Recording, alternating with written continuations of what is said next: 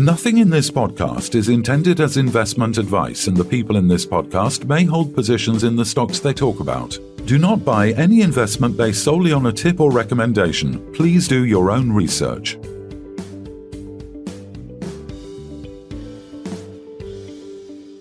Hello and welcome to the Midweek Takeaway. Today we're joined by Leon Coetzer, CEO of Jubilee Metals, and resident analyst and financial journalist Charles Archer. Welcome, gents. Good afternoon.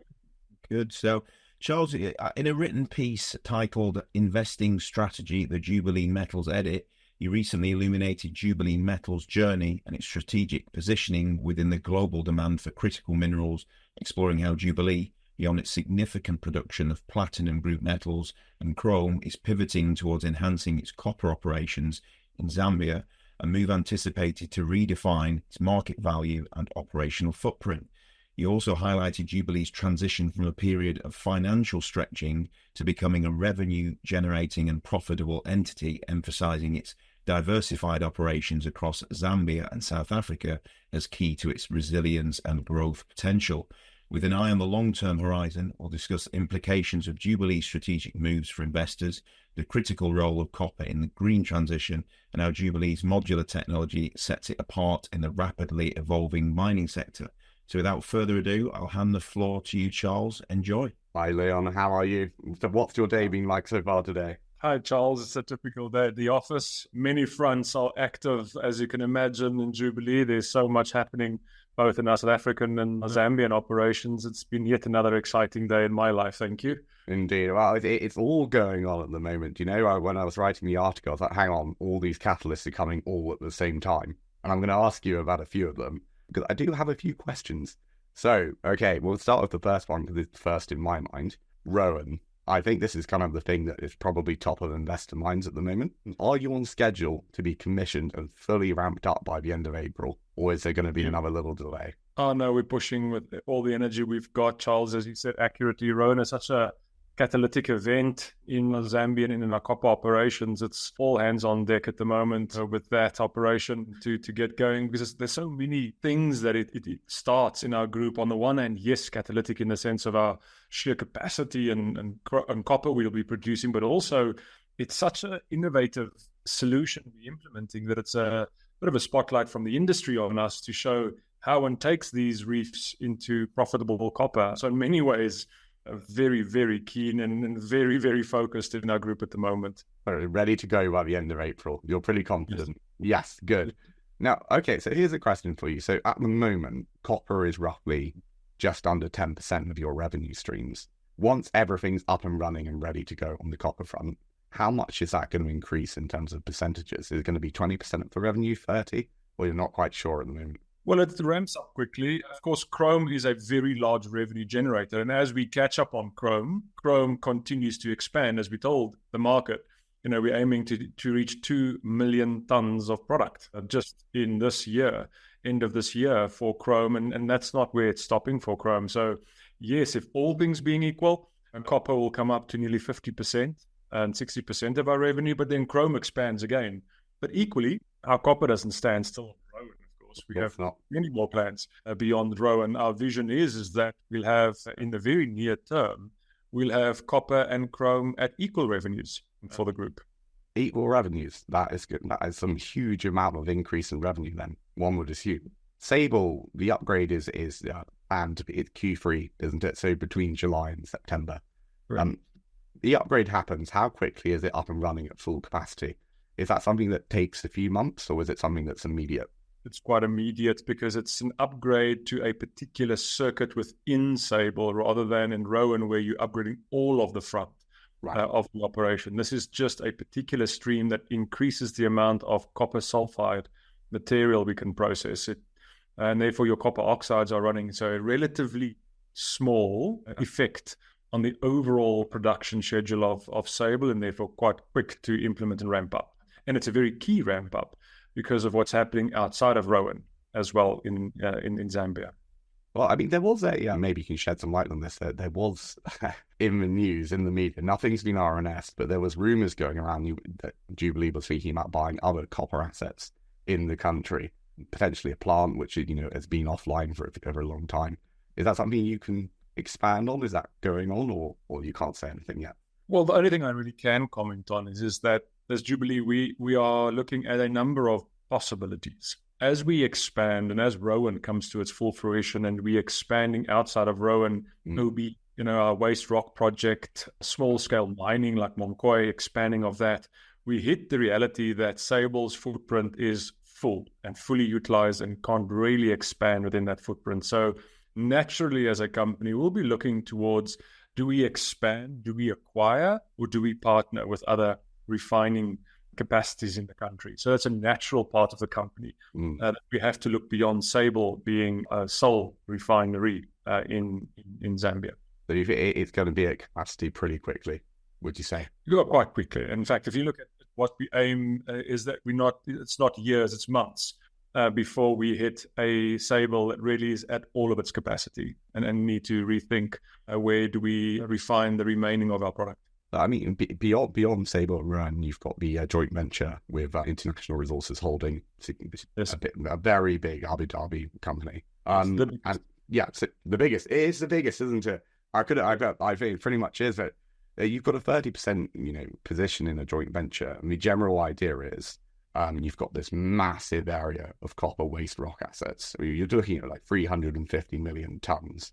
With grades at around higher than 1.5%. And I guess the question is, are you getting cracking? Is it concluded? What's the timelines to look out for with this one? Because it's a standalone project that should be revenue generating pretty much immediately. Yeah, it's an exciting project. One can't doubt that. There's a lot happening on that project because the implementation and the process solution for that project is really in large part of it's a carbon copy of the front end upgrade to Rowan. It really is that ability to take waste rock and make it very quickly a high grade material that can be refined. So getting cracking on that is happening in the background. As part of a fundraise last year, it was securing capacity to construct these front end facilities for that project. So one can expect a lot of news flow out of that project towards the end of March, that the news flow out of that project. The end of March. This is now, is it not the end of March? Are you saying next week then? The week after? In Jubilee, every week feels like a year for many other companies. But yes, we're probably about 2 weeks away for the news flow out of that project to come forward in more detail on the size of the project, how we look to implement, how fast we look to implement on that project. There's a lot of work happening at the moment on that project. Well, you're looking at 24,000 tons of copper a year at a cost below $4,000 a ton. And the capex, all of it is being funded by through an SPV, $50 million. How did you get such a good deal? Is it just connections in the industry? Is it they were looking for the copper, or how? It seems to be far better than what a lot of people in the space would be able to get. Yeah, I think the deal is structured, and quite often a deal is about timing as well. It's not just all how brilliant or how great we are. But certainly there are two components. One is timing. It was in a strategic initiative the IRH is taking into Zambia specifically and into copper worldwide. Secondly, it recognizes the fact that what Jubilee is bringing is so unique. Our ability to roll out these modular plants is so well recognized now. The fact that we had sewn up even the manufacturing capacity to deliver those modules shows our ability to integrate and rapidly deploy these projects. And of course, the wealth of work that went into that project before we announced and brought it to market on design, testing through our development center inside of Jubilee. And we had the bank of chrome that we could take companies to and show them how we've done it, how we've taken a company from 40,000 tons to 2 million tons of chrome per annum. So that helped a lot. But in essence, it recognizes that this project can't be done without Jubilee, and therefore with Jubilee, partnering with them, we're able to do it faster, bigger, and more successfully. Well, I think if you prove it, that it works, right? I mean, it seems pretty confident. You've already got a lot of evidence already. Is this going to be the first of many contracts, of many joint ventures like this, spread out throughout Africa, this modular format? It certainly gives that potential, yes. It gives it potential where it pictures where Jubilee plays within that environment. We are the solution provider. We implement and operate that solution, and we're able to take a significant position in that project, no matter how big it is. So it does open up the potential for many such further transactions where Jubilee brings that solution and implements it as rapidly as it does. with a company that has aligned strategically, that has the muscle to enter into the copper space so aggressively, as, for example, the IRH has shown. I'm just speculating here, but I know a lot of companies looking for copper in Zambia. There's so many tailing dumps in Zambia.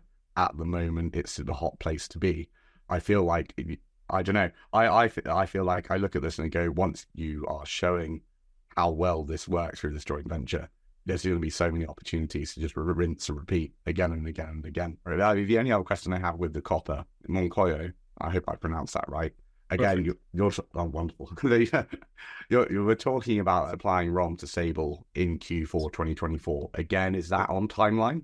Absolutely. Yeah? No, absolutely. I mean, Monkoyo is such an exciting project. And again, if we're doing Monkoyo for a number of reasons, much as we're doing this modular approach, Monkoyo is that example that absolutely replicates our success in South Africa, where we are unlocking reefs that people had thought were too complex or unrecoverable and have walked away from the opportunity. We come in for an exceptionally low entry cost into securing that opportunity, proving up the opportunity, and then rapidly deploying that opportunity. And there are many, many, many more Monkoyos in Zambia, these small-scale legal mining operations that are able to be implemented at scale and unlocked by a modular approach. Monkoyo is an extremely exciting project, and it's somewhere where, again, the company is focusing on, because it demonstrates so importantly to the industry that, yes, you can pursue the very large transactions out there, and which are many companies are, but if you've got 5 Monkoyos, you're the size of many large transactions at far lower risk and able to bring them into operation far, far quicker. And these are these overlooked opportunities within the reef that speaks to Jubilee's ability. Where we've now got OB1 or the OB transaction or the waste rock transaction, we are, showing to the market Monkoyo is one of those again, because if you then step back, you're looking at our waste rock projects, you're looking at our forgotten reefs, as you want to call it, both being able to scale significantly. I want to move away from the copper now, because we've covered a fair bit of that. And while that is the definite growth area, or the biggest growth area, I would say maybe there's an image problem with Jubilee, that you're kind of unfairly categorized as a platinum group metal producer versus a chrome producer. And obviously chrome has had a wonderful couple of years and platinum group metals have not. Would you say you're unfairly categorized? I mean, I looked at your business model. It seems that the platinum group metals are just a side product of the chrome production rather than the other way around. Charles, I think often it is indirectly grouped or peer view. Yes, with PGM companies. When we're not a PGM company. No. We are a copper company and a chrome company, and our byproduct of our chrome operations is our PGMs. Yeah, exactly. Therefore, our PGMs do not define our company's growth strategy, our company's earnings generating capability. Yes, of course, it's a beautiful byproduct to have when prices are up, but certainly doesn't determine the health of the South African operations and strategy. And if you look at our chrome is growing at, crazy growth. Well, I even looked at the numbers and I had to double check them with other sources because I couldn't quite trust them. But I mean, okay, full year 2020, your chrome capacity was roughly 378,000, and now you're planning 2 million. 2 million. How have you gone so quickly? That level of growth. I mean, yes, there's been some capital expenditure, but that's fairly impressive. Well, it's very impressive. How did you grow so fast over the past 3 or 4 years? Oh, thanks, Charles. And that's exactly and I love your question, because that speaks to what our plan is in Zambia. It was done modular. And that's the key. It's not one big chrome plant that delivers that. That's 10 chrome units that deliver that growth. And therefore, by replicating, the 6th time or the 7th time, the 8th time, you have really got a blueprint design integrated with your manufacturers. The ability to train up your staff, get your focus on operational commissioning post-construction done. Everything becomes just business as usual, even the growth part. And that was the key. The first part was to identify those forgotten reefs we speak of in growth. Once they were identified and proven, you got to a point where the opportunities come to Jubilee and we didn't have to go hunt for them anymore. That's where chrome fortunately reached, where so many companies sitting on reefs, unable to unlock them profitably, and because of the complexity of the type of reef they had or the grades of that reef compared to what traditionally was expected, that they were drawn to Jubilee for the solution. And that allowed Jubilee to capitalize on that position. Where today what Jubilee processes, of that 2 million tons, there are very few companies, if any, that would be able to even process those and recover chrome profitably. And that's the basis that has driven our growth. And that's carved out that unique position for Jubilee in South Africa, which we now look to do in copper. And that's also why the growth in chrome is still continuing, because there are so many of these, call it forgotten reefs in chrome, where people have moved to the higher grade reefs or have abandoned the shallow reefs because of the remaining grade and gone for an underground opportunity. And then not really realized that chrome is not just recoverable, it's highly profitable. If you have the right business model, if you have the capital expenditure, if you have, what you have. I mean, obviously you process your own chrome and platinum and copper, but obviously you're doing other people's as well. That's a pretty good economic moat. That's going to help a lot. But I mean, you talk about like platinum group metals. Yes, it is just a side product. Amplats, which is the platinum arm of Anglo American, it's cut nearly 4,000 jobs. It's kind of decided to give up on it at the moment. But you're still running profitably. How are you managing this when like a major Anglo just can't do it? Is it still modular? You're going to give me the same answer. Go on, hit me. To be honest with you, and I'd love to actually host you. And sometimes people don't get it until they come and visit us. Yes, you can know your technology. Yes, you can know your solutions. Yes, you can have great teams, but we really operate well. So many companies have become distanced from their operations, and it's the ability to operate is such a fundamental component to mining. And if you lose that, it unfortunately hits you when prices fall. When your basket price is so low, then to react becomes very challenging. We run a very lean ship. We run a ship where information is fed openly, transparently to all of our suppliers and our services and our teams on the floor. So operationally, you marry your operational skill and management ability with that of your technological solution. And we just got that right. And that really is key, because else, whether your price is high or low shouldn't be driving your view on efficiencies. You should always have your view on efficiencies, irrespective of your basket price, simply enjoy a better margin when the basket price is up. And that's fundamental. So there were no shock waves through our company when the PGM price dropped. It simply highlighted the need to maintain the efficiencies we had enforced. And that might sound like a soft answer, but it's fact. Well, that's fair. I mean, there's so much going into that answer that potentially you can't nail down concrete things. But I mean, it's not just Anglo. I mean, other operators in South Africa and just in Africa in general have given up. I mean, you can argue when the platinum group metals do increase and when chrome demand is going to continue increasing all the time, you're going to have even more of an advantage that you do now. Because your competitors are gone. Once you shut it down, it's a nightmare to get it back up again, right? Oh, it's very challenging. Oh, absolutely. I mean, we're perfectly positioned to capitalize on a recovery in the PGM price. Yes, our cost to produce a PGM ounce is really low, if not the lowest. We are perfectly positioned in the sense that as we grow our chrome business, we naturally are expanding our PGM business on the back of that. Because we're making more and more of that byproduct. Perfectly positioned to step into that market when the prices return and we're still standing and strong to supply those services to recover more chrome and more PGMs in an upswing in the market of PGMs. So this is an interesting one because, again, I have to pronounce things and I don't know. Is it FTSE? THUTSE? Is that how you pronounce it? Yes. Sorry? FTSE. FTSE. Oh, good. Maybe I should have more confidence in my pronunciation. But you said in November, and I believe you said anyway, that the plan was to get 2 additional 50,000 ton per month modules online and running, and construction started on the first one in November. How's this going? When are they both going to be online? Relatively soon, or? Yeah, quite soon. I mean, if you look at the production or construction cycle, typically for that operation, you'd expect that we're roughly about 2.5 months away from getting that first one fully operational and running. And that's sort of the cycle in which we fall, even with the current logistical nightmares we have around the world, to implement and develop these projects and then commission them. And you're right, they're about 50,000 tons per module. Each 50,000 tons roughly adds about 350,000 tons additional product a year. And so it's a significant upgrade. So, I mean, it costs $12 million is the number I found, but you're saying it's funded by the current chrome operations. So it's completely funded. So you're not going to come to the market in a couple of months' time and go, we need some cash for the modules. No, all done. No, fine. So Jubilee PLC is in a fortunate position where when you look at our South African investments now self-funding.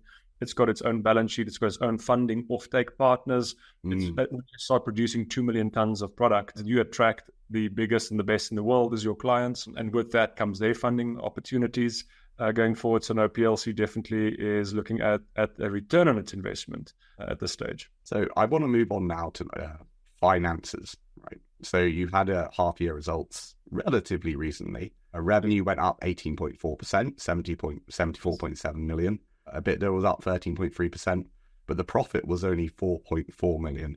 Now, obviously, we know that there's significant expansion going on in the company, and a lot of the capital expenditure that you have has now been spent and isn't going to get spent again. But that 4.4 million profit figure, do you think over the next 6 months to a year, is that going to rise quite substantially?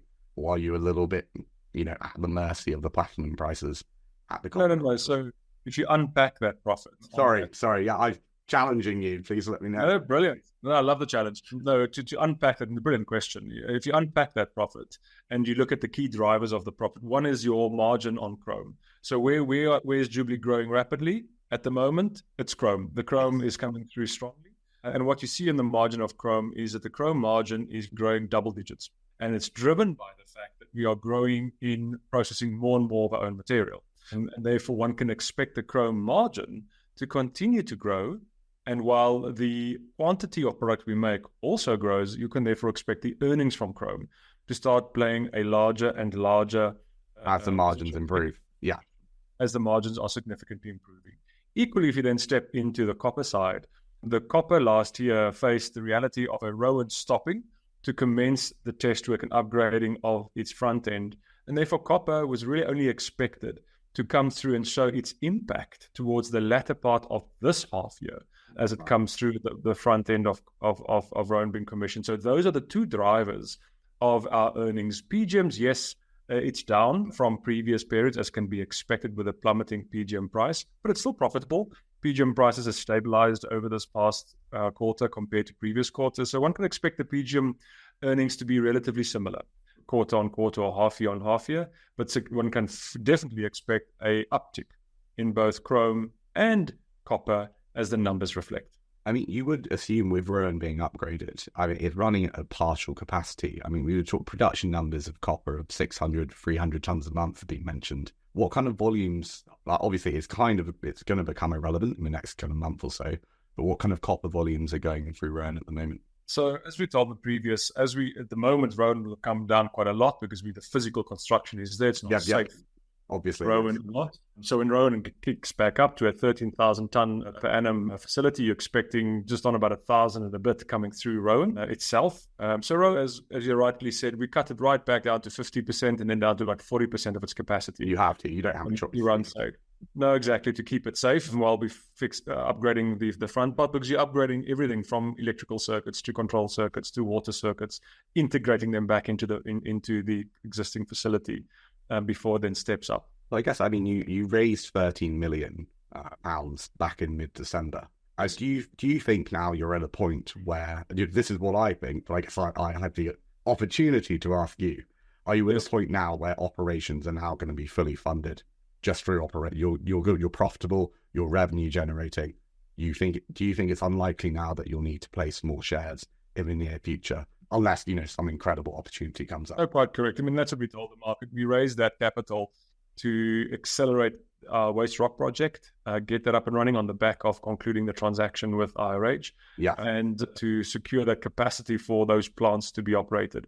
So after something grandiose and big out there, we definitely look forward to it for our Zambian operations to reach the point where our South African operations is already, and that is that self-funding, cash flow positive operational units. You're expanding FTSE, the FTSE modules, from your current revenue.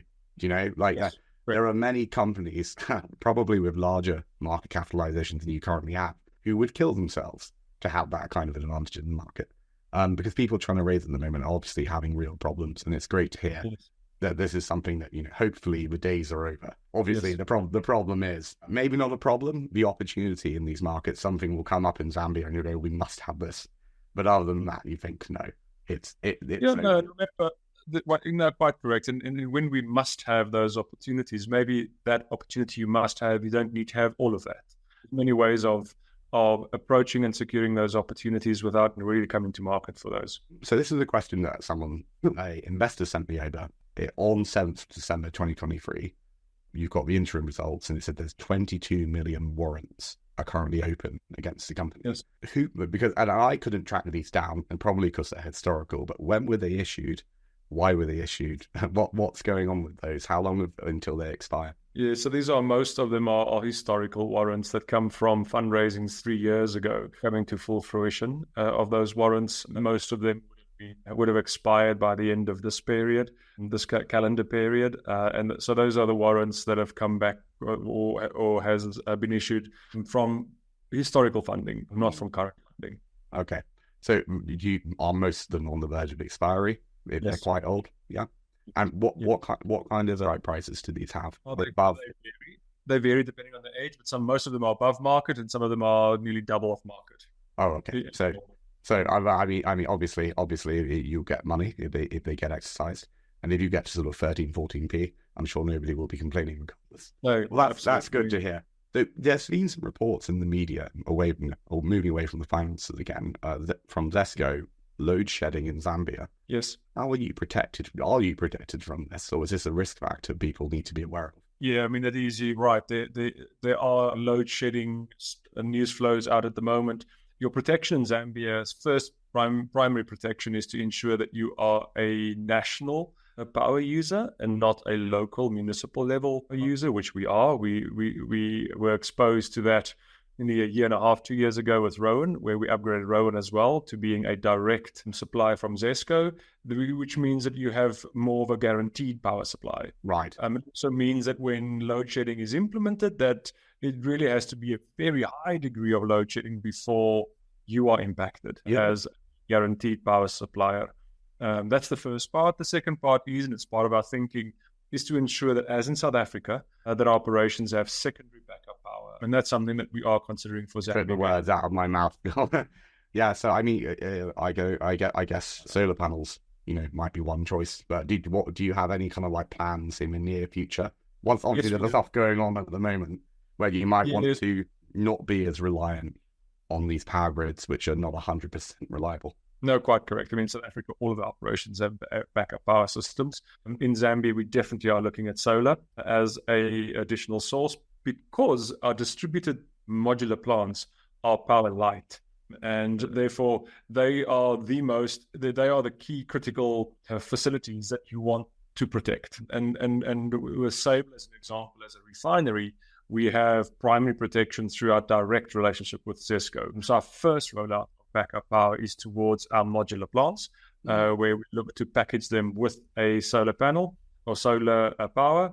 And there's also a lot of secondary benefits to doing that. Normally, where you operate with your modular plants are often in more remote areas, and you're able to do more than just supply power to your modular units, but you can also supply to the area and to the communities. So there's a number of added benefits by investing into this backup power, which definitely, as you say, would be a very good backup system to have in Zambia, because their power generation is so linked to the rainfall and the level of dams, because hydropower is by far the biggest power source or power generating source for Zambia. So, okay, I'm going to wrap this up now because you've answered most of the questions very admirably. Thanks. But, everyone wants to skirt one or two, but you've got to ask them all, even the difficult ones. Yes. Now, this is something I ask everybody that I interview. There's roughly 100 junior resource companies on the AIM market, and obviously hundreds and hundreds more around the world. And if you're an investor and you're looking at Jubilee Metals, and you've sold it to me already, so don't worry. But if you're listening in, this is me asking Leon, why should you invest in Jubilee over all of the other options out there? What is it that's your unique selling point where you go, this is what we do, this is why you should be investing in us? Well, I'm going to answer it in two parts for you, Charles. The first part is the tough part of making and creating and establishing a business to a profitable status is behind us.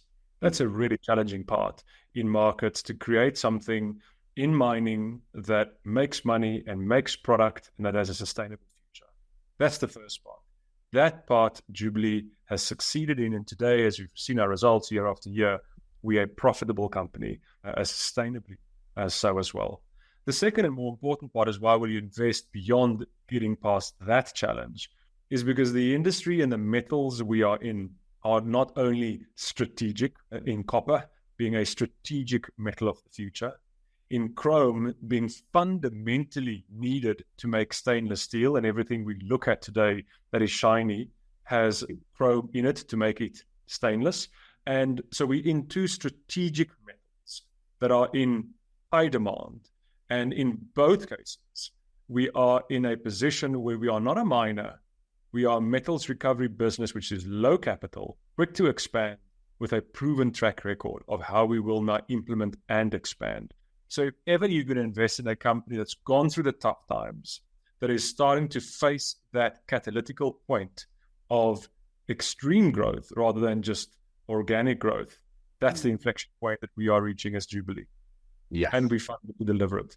Yes. And this is why I wrote an article, why I contacted you for an interview, because I think that you are now at that inflection point. You have got to this issue where realistically, over the past couple of years, you spent a lot of money on capital expenditure, which you needed to do.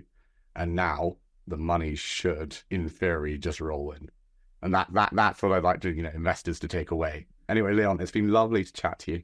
And it's been great to hold your feet to the fire for that half an hour, 45 minutes or so. And I hope we can do this again in a few months' time. Oh, no, thanks, Charles. It was great chatting, and thank you for the opportunity. Wonderful. This podcast was brought to you by Roast PR Limited. If you would like to appear on a future episode of The Sunday Roast, please email admin@thesundayroast.net.